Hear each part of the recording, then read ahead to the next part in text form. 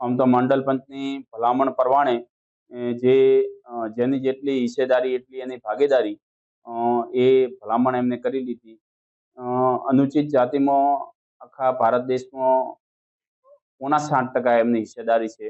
પણ એમને અનામતની જોગવાઈ પ્રમાણે 60%ની જોગવાઈ કરેલી છે.